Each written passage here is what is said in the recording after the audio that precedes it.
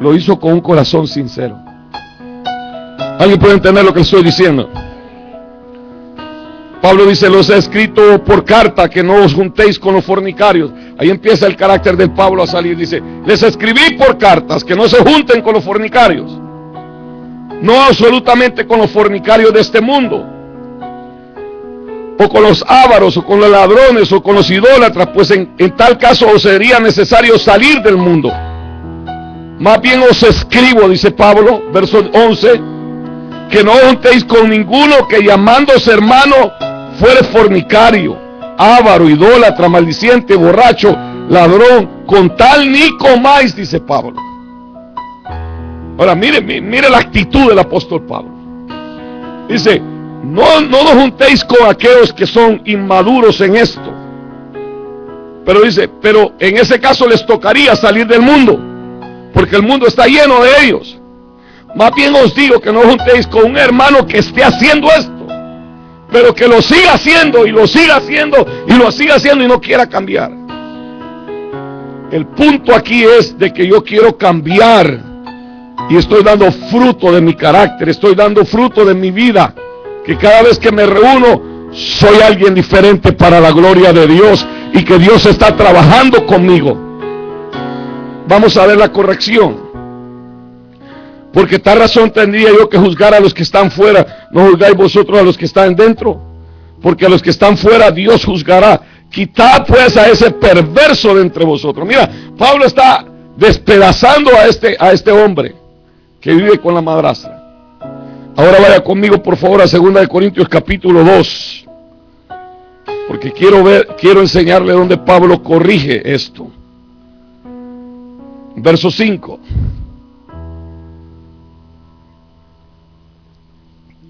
Pablo empieza a hacer énfasis en el verso 5 del capítulo 2 y dice: pero si alguno me ha causado tristeza, no me ha causado a mí solo, sino en cierto modo, por no exagerar, a todos. El que ofende a uno, ofende a toda la congregación.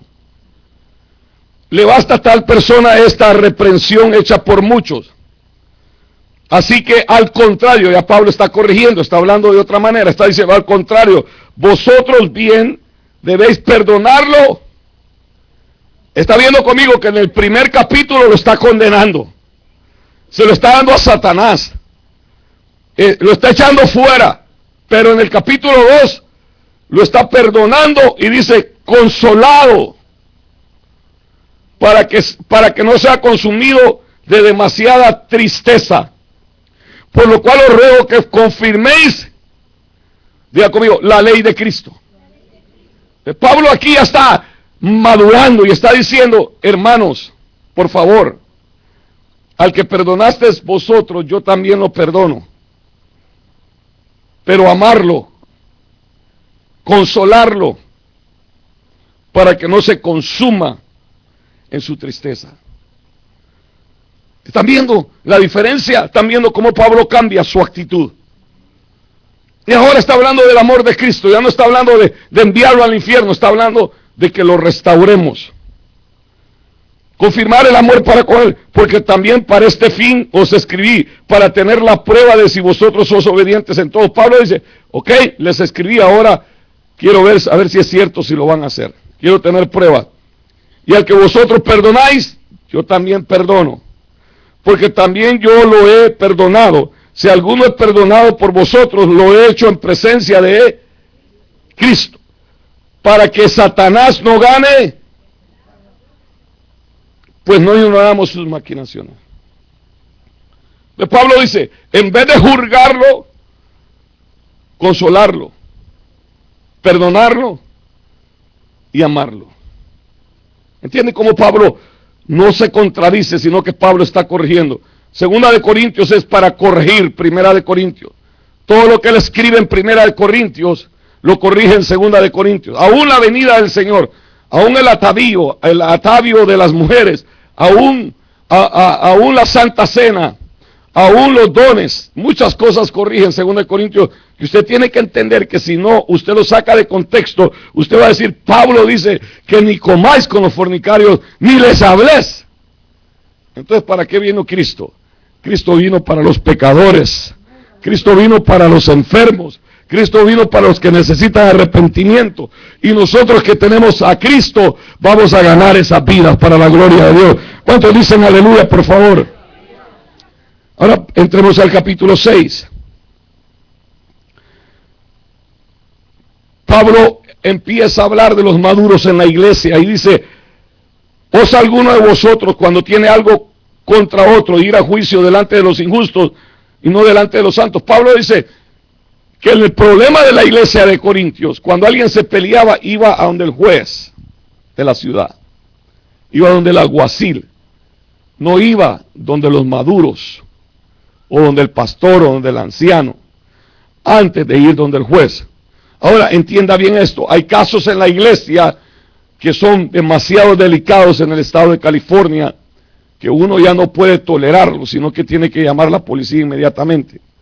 Ejemplo, si hay una violación en la iglesia, perdóneme, pero yo le voy a llamar a la policía inmediatamente, aunque lo ame mucho, porque si no lo reporto y la víctima lo reporta, al pastor meten preso antes que al hechor, porque el pastor es el líder. Si hay un abuso sexual en contra de un niño en la iglesia, o alguien manosea a un niño, le pega, usted no tiene que pegarle a nadie, no es su hijo, por eso tiene papá y mamá. Y si ese niño se queja que le pegaron en la iglesia, y el niño comprueba quién fue y llama a la policía va a investigar al pastor primero. La iglesia en el estado de California se forma comenzando con el pastor.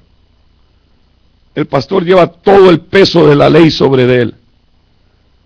Todo el peso de la ley. Permisos, taxes, impuestos, leyes morales, cívicas, sociales, leyes federales. Todo está sobre los hombros del pastor. Por eso es una gran responsabilidad ser pastor. Mi hija es oficial de policía y tiene un caso ahorita donde al pastor le van a dar 20 años junto con el que cometió una violación de una niña, un adulto que cometió una violación, un anciano de la iglesia que violó una niña en la iglesia. Los dos 20 años de cárcel.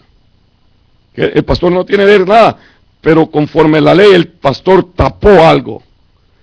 Y el hechor consentidor lleva el mismo peso, como el que roba y compra las cosas robadas.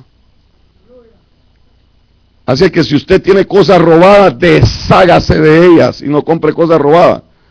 Porque usted no, yo no sabía, no, compró algo robado y usted tiene el mismo peso de la ley como el que vende las cosas robadas.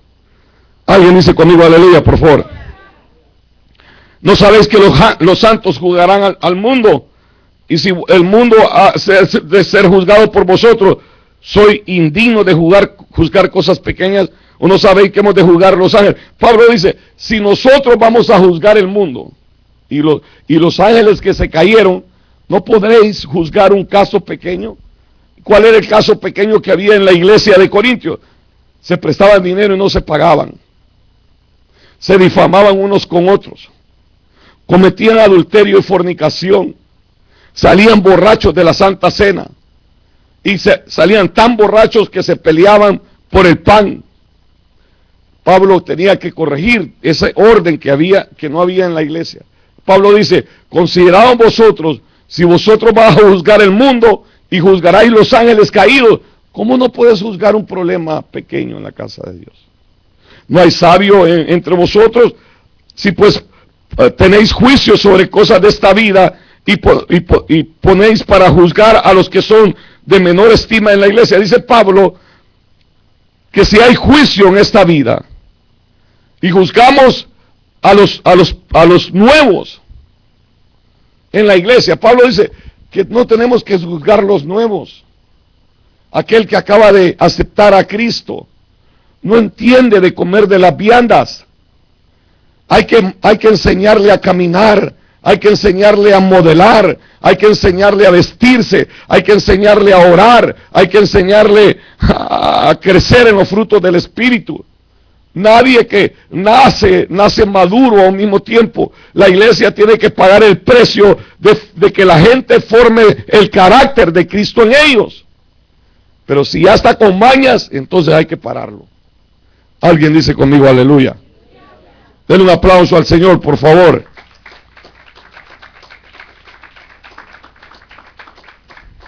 Hay que esperar que la gente forme el carácter. Usted nunca trate de ser súper espiritual en frente de alguien. Que tu espiritualidad sea medida por el Espíritu de Dios, no por lo que sale de tu boca para creerte mucho y hacer vanaglorioso y ofender el corazón de muchos inmaduros o personas que comienzan. Tenemos que pagar el precio, así como el Señor fue paciente con nosotros, de ser pacientes con ellos. Diga conmigo aleluya, por favor. Verso 6 dice, sino que el hermano con el hermano pleitean en juicio, y esto ante los incrédulos. Pablo dice, ¿qué testimonio es este? Que se van al juicio en frente de gente incrédula que no entiende. Por eso es importante que los trapos sucios se lavan dentro de la casa. Diga conmigo, los trapos sucios, pero dígalo por favor, los trapos sucios se lavan dentro de la casa. Mira, hay gente que acarrea pobreza porque habla de su congregación con otros allá afuera. Y de ahí lo invita a venir a la iglesia y dice, ¿y para qué quiero ir yo a esa iglesia si usted habla mal de la iglesia? Y es cristiano nacido de nuevo. Habla de todas las hermanas en la iglesia y de ahí quiere que esa persona venga a la iglesia. No puede, no va a poder venir. Por esto mismo que Pablo dice, ¿acaso dice, sino que el hermano con el hermano pleitea en juicio, y esto ante los incrédulos? Ay, hermano, mira, a mí cuando yo miro a esos cristianitos hablando mal de otro cristiano en medio de incrédulos, digo yo, Dios mío, ten piedad de esta persona, porque está hablando miseria. Un incrédulo o una persona que no tiene a Cristo en su corazón no entiende de la gracia y de la misericordia de Cristo, no entiende de la justicia, no entiende de la santificación, no entiende de la redención, no entiende que la sangre de Cristo tiene poder sobre nuestra vida para perdonar nuestros pecados y limpiarnos de ellos y fortalecernos. Diga conmigo aleluya, por favor.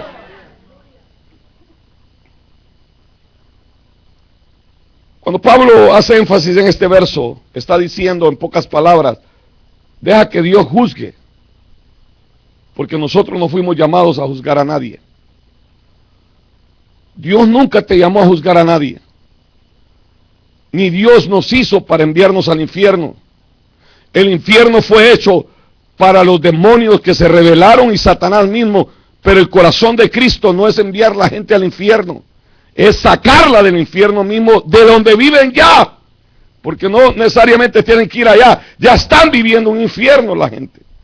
Imagínate, sin Cristo, sin esperanza, sin fe, sin bendición, viviendo en maldición, ya están en un infierno mismo, más la condenación eterna. Pero Jesús vino a dar vida y a dar vida en abundancia. Dale un aplauso al Rey, por favor. Ahora, verso 7 dice el apóstol Pablo, así que, por cierto, ya es una falta entre vosotros que tengáis pleitos entre vosotros mismos. Pablo dice, es un gran error de que estén peleados ustedes aquí en la iglesia. Es un gran error. Eso es ser inmaduro, una persona que no se habla en la iglesia, que le cae mal y le cae gordo. Ay, que la sangre de esa hermana me cae bien gordo. ¿Acaso no es la misma sangre de Cristo? ¿Acaso Cristo no murió por nosotros en la cruz del Calvario?